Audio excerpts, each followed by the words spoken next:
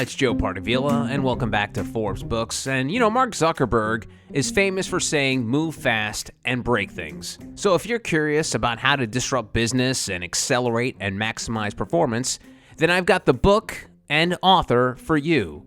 The book is titled Principles of Cartel Disruption, and the author is David Radlo, and he's joining me today. David, welcome to the podcast. Delighted to be here, Joe. It's one of the funny things that you see about people who go from the public to private sector.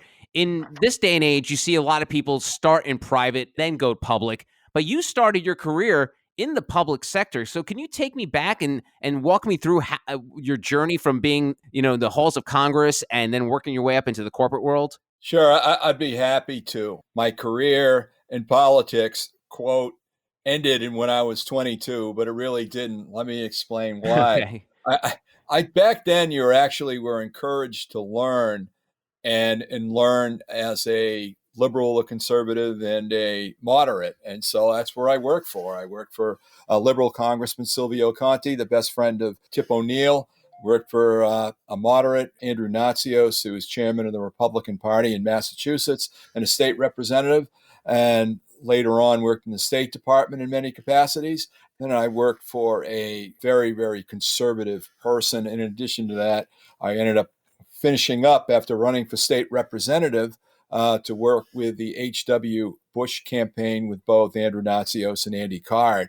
And then I culminated that, quote, political career at the Republican National Convention in 1988. Where that I thought is a great building block is because it teaches how in our country politics flows from economics. And I learned at a very young age that you could do more in the private sector and influence policy. And I ended up later became president of the New England Brown Egg Council, head of industry in New England, in order to effectuate change, in addition to be able to give back to so many great, great causes. Many people question whether or not it's wise to do this. I personally think it's the greatest thing in the world to start out in the public sector and then go to the private sector, because you learn so much and you learn about the government and how you can effectuate positive change.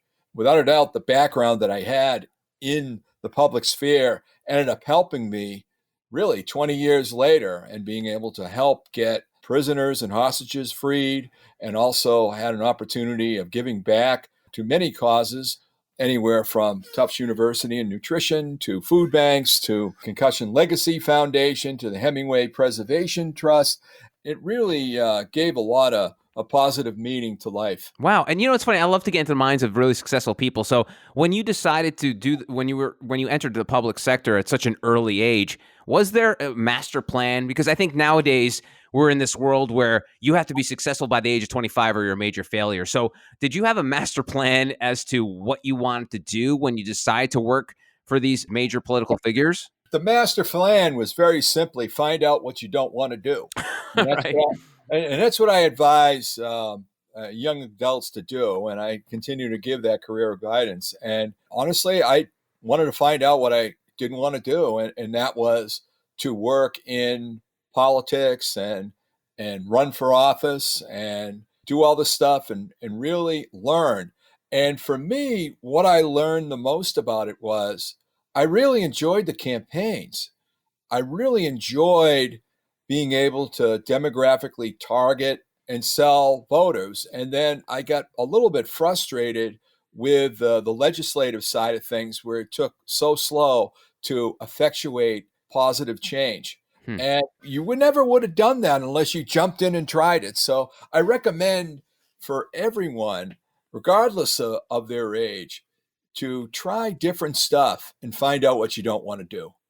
And slightly off topic, David, it sounds incredibly foreign in this day and age of 2020/2021 of this hyperbolic hatred towards one side against the other. But for me to hear you say that you worked for a liberal politician and conservative politician, that sounds like an alien race that you were associated with back then. Can you even imagine that now? That's really an interesting question. And it's obviously things have become a lot more polarized. But I will say this in a positive way, that when you take a look at New England, the Democrats and the Republicans are pretty close to each other. And that has to do with, I believe, that we stem from the town meeting principle that if you got a problem, let's work together and solve it. You may have conservatives and liberals, but we've got a problem, and all of us want to go home. And so let's go work together, solve this issue, and go home. And unfortunately, across the United States, people don't spend time with each other, and they get very polarized in order to win elections, and that polarizations just continues on. Hmm. And so let's talk about your jump from getting out of the political fray into the private sector. What were some of your initial moves? I mean, you're 22 years old. What were some of your steps that where you're like, okay, cool, I don't want to do politics. I want to get into the private sector. I want to make some money. What were the initial moves you made? Well, I mean, it's very clear when you get 39% of the vote and you don't win as a state representative, it's time to take those experiences and jump in and use those demographic experiences in sales and marketing. And that's what I did. And I ended up getting into the precursor, what ended up being MoneyGram.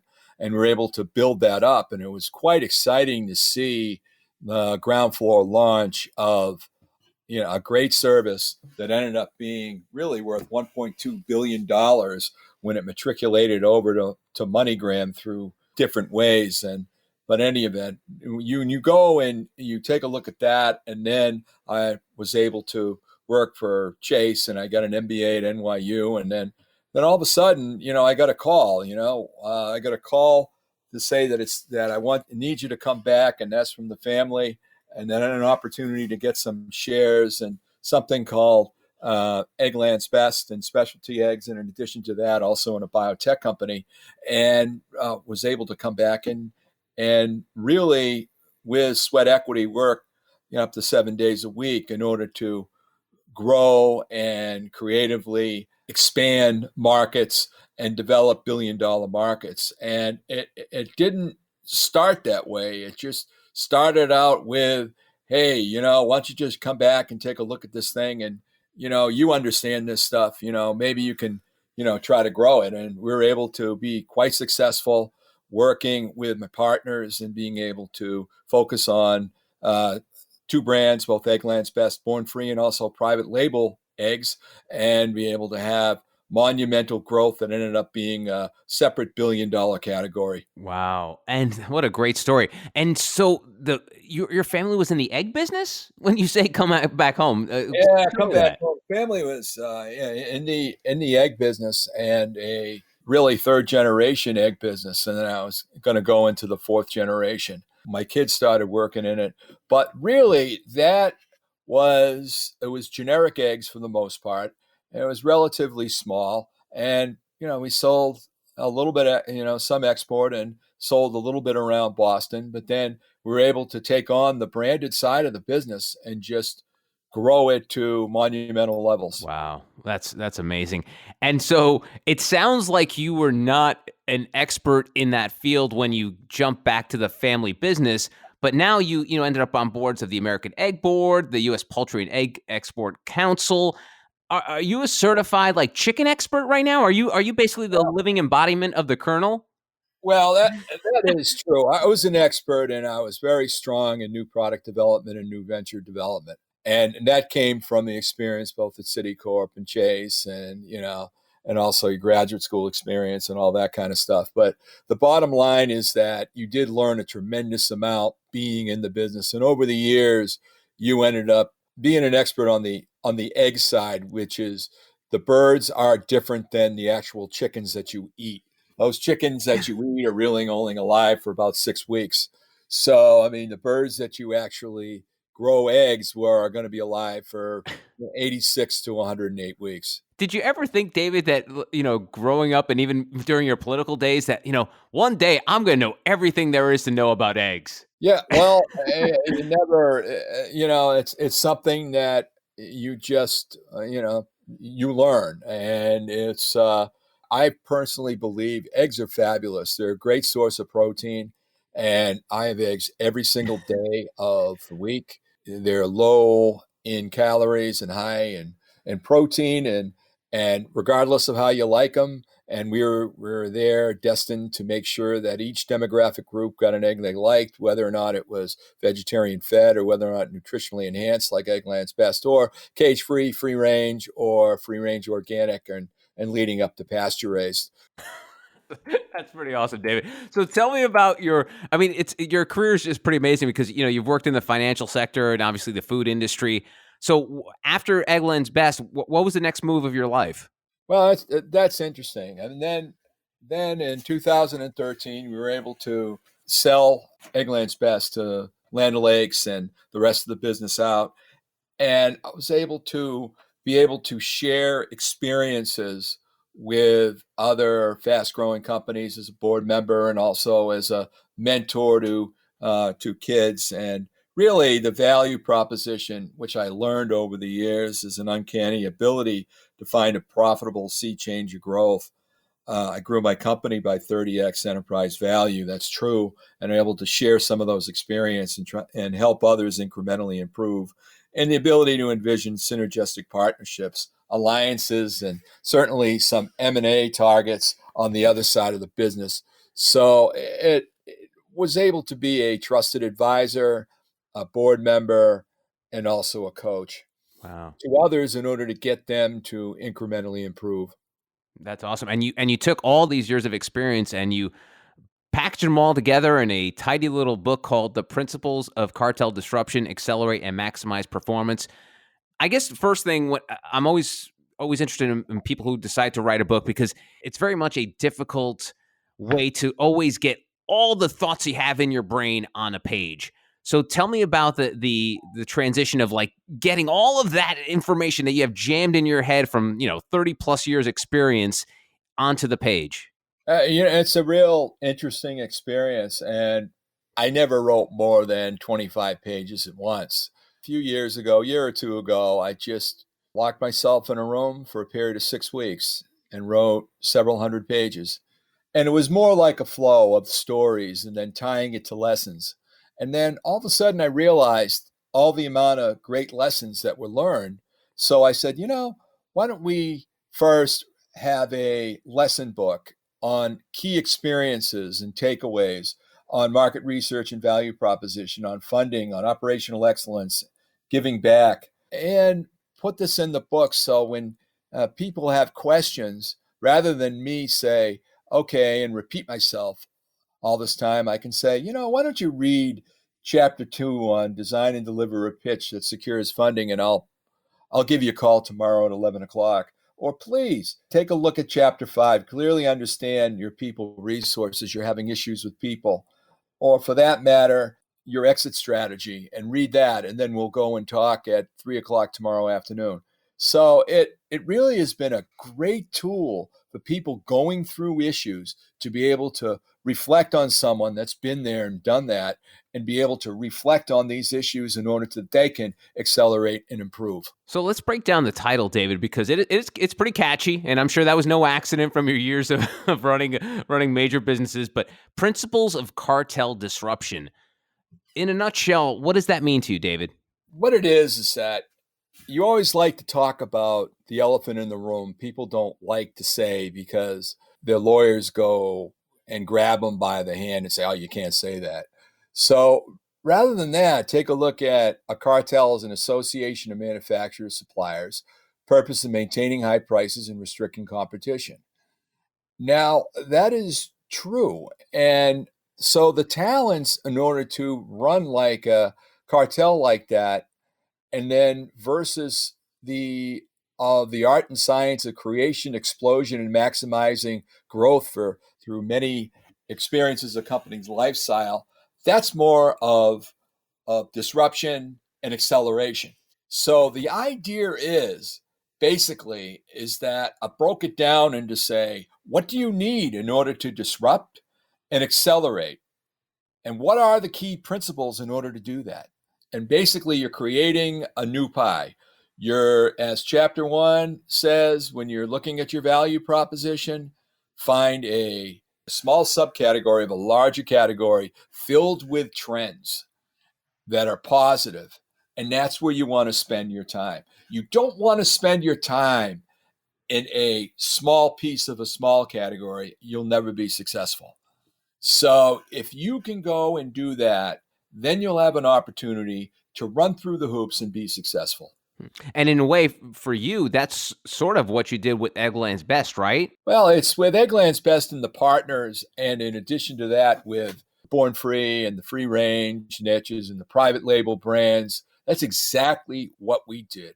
We took a small category filled with trends of people caring about extra nutrition, caring about humane elements of cage-free and free range and pasture raised. They care about having an organic lifestyle, and they care just simply to have vegetarian feed and be able to get what they want with wonderful packaging and be able to pay a higher price, but just a moderately higher price, and have them gain satisfaction. And it was tremendously successful. And now it's really considered its own category. It's $1 billion category, a multi-billion dollar category on its own. Did you see that though, David? Because in a way, I mean, growing up, eggs at the local store were in like a generic white styrofoam, barely had any kind of packaging written on it. You didn't know where the eggs came from. Why did you think that eggs could go in that direction? It's almost like the way milk has changed over the years. You know, milk was always in like one of those clear bottles or a white carton. What told you during your early days of Eggland's Best to be like, it could be more than this? It was because consumers are looking to improve their health, and they're looking at, it's like getting ahead of the curve, seeing that they do care about humane concerns. They care about all that stuff. And then they're only going to take 7 seconds when they make their mind up. So the goal was to set up a separate billboard in the store with all these different subsections. And if they stopped in front of that subsection, they may be confused as heck, but they're going to buy one of your value-added items because they're only going to take 7 sections there. And prices are only, moderately higher, and they're going to get what they want. And honestly, the packaging in the styrofoam was kind of, just the basic styrofoam was kind of drab. And we were able to go and innovate, and it took a lot of work with the packaging companies to turn them around, to get them to produce things that weren't just drab packaging, and invest in the future. And that's what we did. I can imagine, I mean, this is probably not crazy for me to think, that you probably had people in your senior management back then who probably thought that was a crazy idea. Did you have pushback? There was always pushback. Oh, it's not going to sell. Oh, you can't put 5, 6 items on the shelf and then they're all going to move. And it's a bad waste of money to spend slotting money in order to get it in there. So you're always going to have people that are going to take the basic cartel mentality and say, no, don't do it. It's a waste of money. It's additional. It's unnecessary. Don't do it.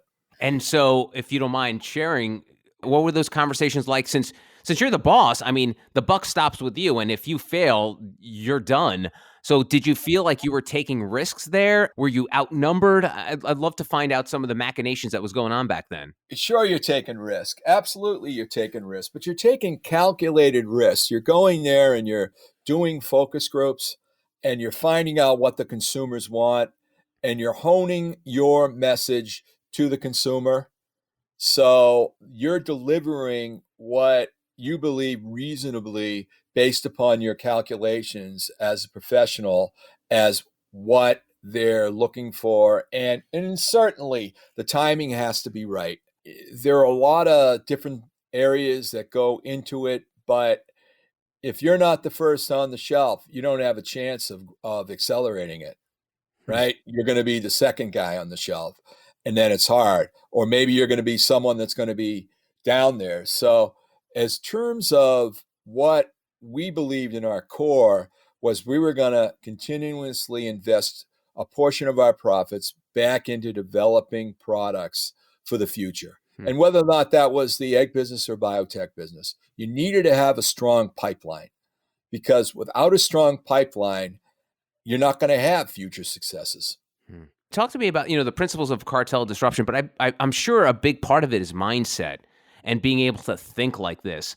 So for folks, entrepreneurs who are, or maybe even business leaders right now who have trouble getting into that mindset of, using these principles, how can you either convince them or explain to them that this is the best way to think? It's more like, okay, what pain points and opportunities are you having now? I didn't use the word problem. I used the word opportunity. Okay. So, and I said, what are you having now? And they'll say, oh, well, I'm just having a heck of a time with my team. They just don't listen to me, right? Okay, fine. Let's go to the people section and read about that and try to dive in there. Or for that matter, my product's on the shelf. I just don't understand why my price just keeps going down on those products and we have nothing else really to focus on, right? And say, okay, well, let's take a look at your value proposition and how you're delivering value. Or, we are kind of inefficient, but it's just the way it's always been. Well, let's take a look at your core processes and maybe we can do something there. So, or for that matter, I really don't want to spend my time on strategic planning. It takes too much time. And, we don't really have tangible results and it's hard to implement to the people in the company. Well, why don't we go ahead and review that and get all the key stakeholders on board? So not only do you get a strategic plan, but you have one that can be implemented. Or for that matter, I just don't know. I've been doing this forever and, I'd like to quit, but I just don't know how to exit. Hmm. Well, okay, well, why don't you you're taking a look at your exit strategies and how you can prepare yourself to do what you want to do. And maybe that's 3 days a week. Maybe that's 5 days a week. Maybe that's, sell the company and go to the Bahamas. I don't know.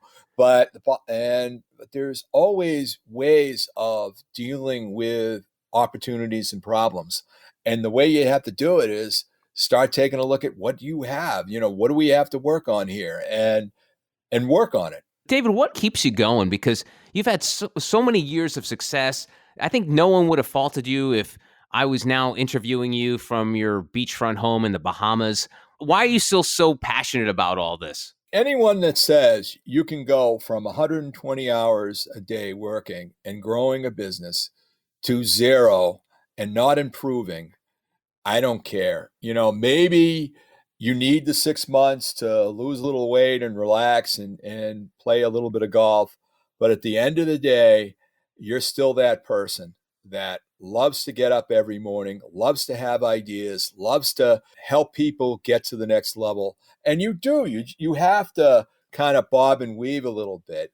Perhaps it's not, your business, but it's someone else's business. And you have to let them find their right action and give them the tools and the options that they can have in order to grow to the next level.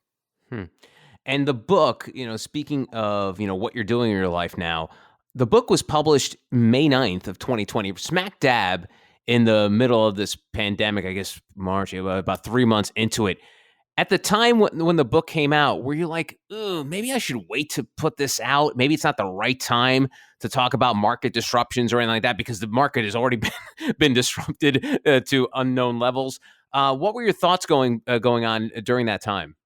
I thought it was the greatest time in the world to launch a book. And sure, I mean, it said May 9th. But the reality is that by the time all the versions came out, it was basically October, November.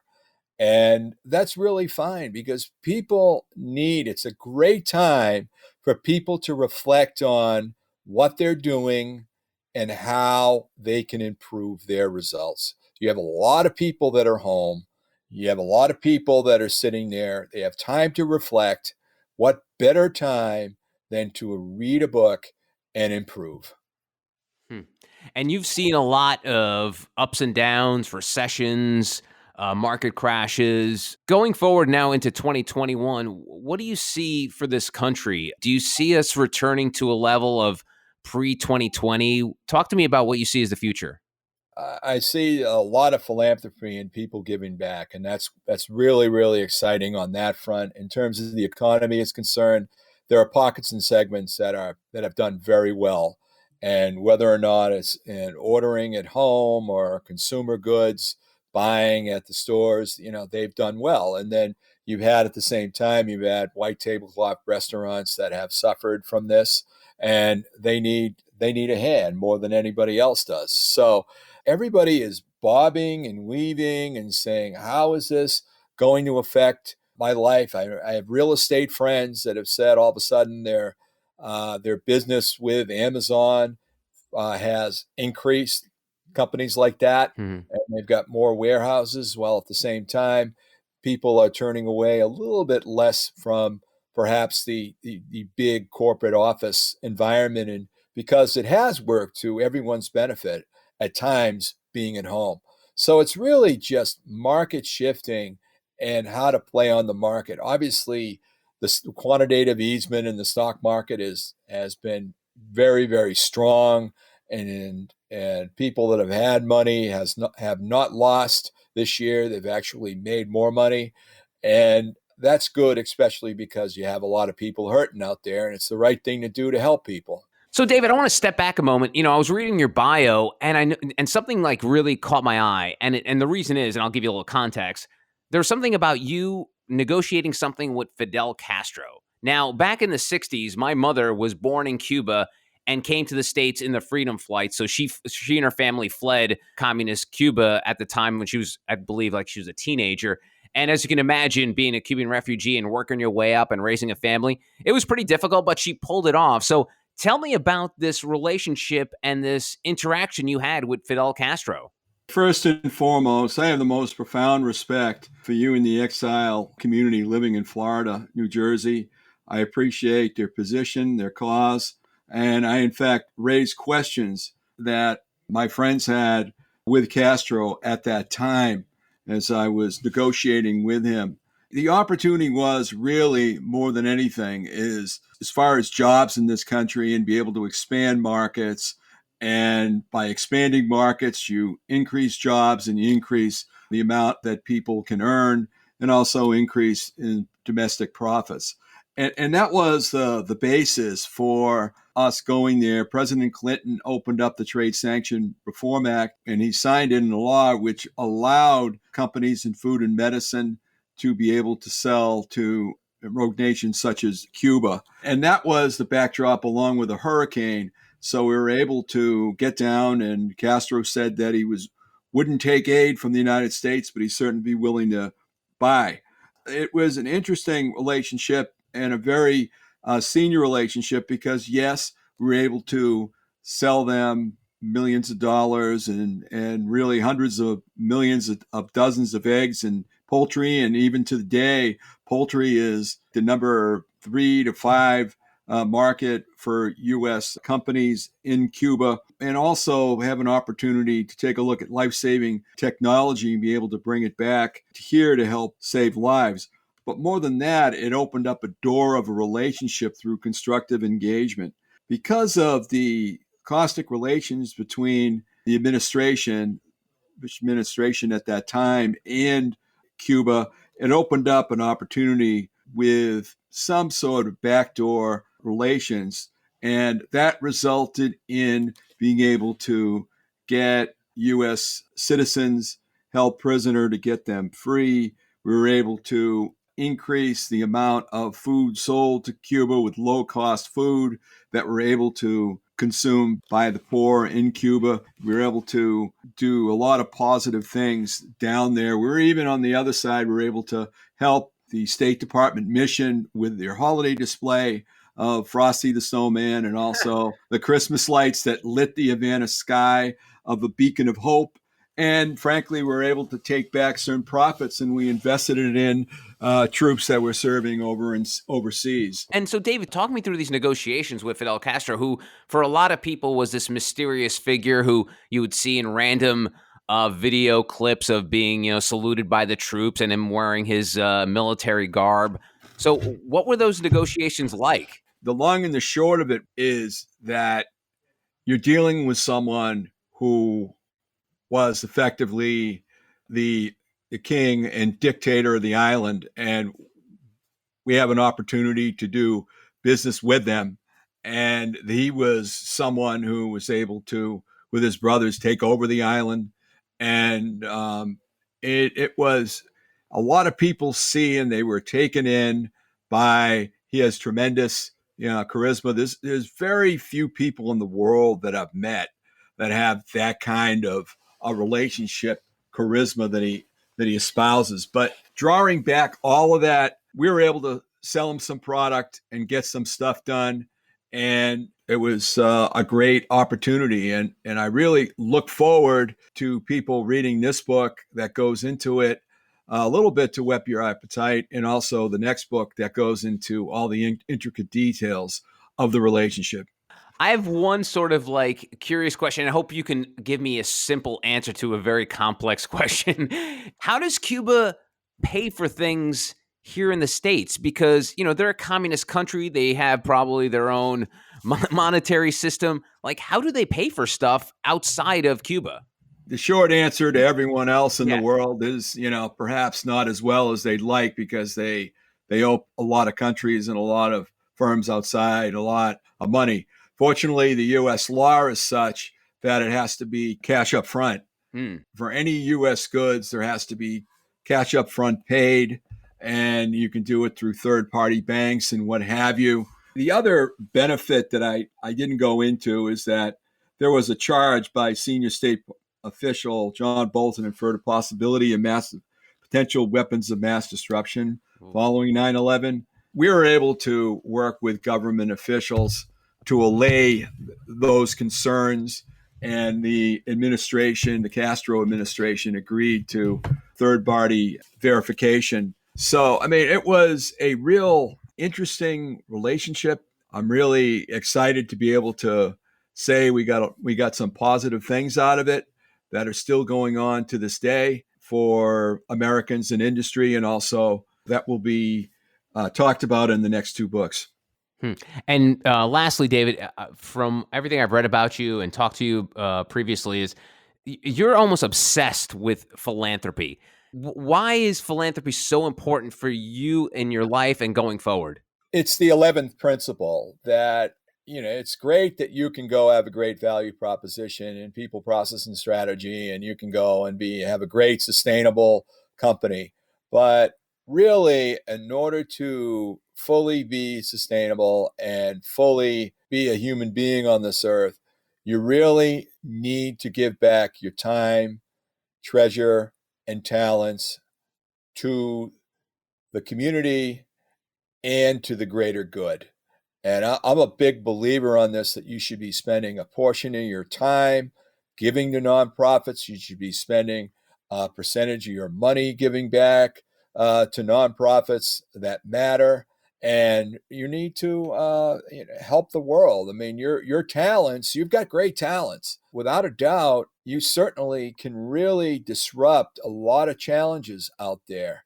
And I look back on it. I look back some of the exciting things that I've been involved in, whether or not being a seed sponsor of Team Impact. We took kids behind Danny Kraft and Jay Callanan, and kids that are on having cancer and life-threatening diseases, put them on college sports teams. A program went from Boston to now it's every kid in the nation that needs this service can have it. And now they're expanding internationally in 5-6 years. That's just tremendously successful and exciting. To see the Concussion Legacy Foundation, which is Chris Nowinski, and has done a fabulous job in growing that and making the awareness on concussion protocol and improving it, the life for former athletes and also military veterans and police and fire. Take a look at the food banks. We've given away a lot to food banks through the food industry, and it's quite exciting. I give back to Tufts University, to various entrepreneurship and nutrition programs, and help kids get to the next level. And also athletics. I'm a big supporter of Tufts and the athletics as well. So it's a matter of where your priorities are. And certainly, if you've been successful, you haven't given back enough. Look at yourself in the mirror. Have I really given back enough to things that matter? And if you have, hey, congratulations. Thank you. But, if you haven't, hey, just take a look at it. There's always other places that you can give back to. Pardon the pun, David, but you're a good egg. No yoke, Joe. His name is David Radlo. He is the author of Principles of Cartel Disruption, available now wherever you get your books. David, thank you so much for your time. I really appreciate it. Okay, thank you very much, Joe. And that'll do it for this edition of Forbes Books, available for you to listen to and subscribe to on Apple, Spotify, Amazon, or wherever you get your podcasts. And please, don't forget the golden rule and treat others as you want to be treated. Thanks for listening. Until next time, adios. This has been a production of Forbes Books Radio. Find out more at ForbesBooksRadio.com.